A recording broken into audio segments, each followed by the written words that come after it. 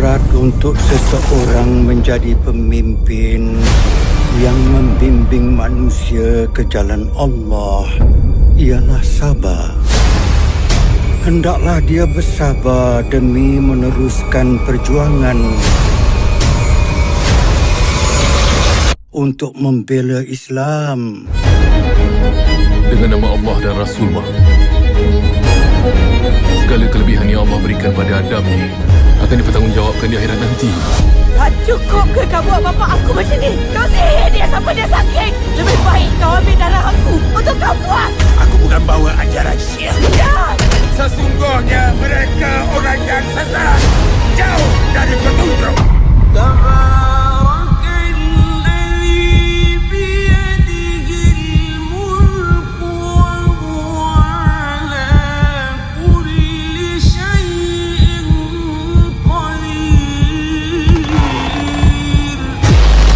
هذا فرعون، هذه أمة.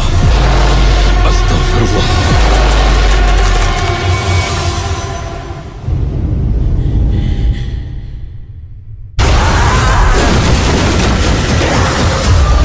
bagaimana kamu solat nanti?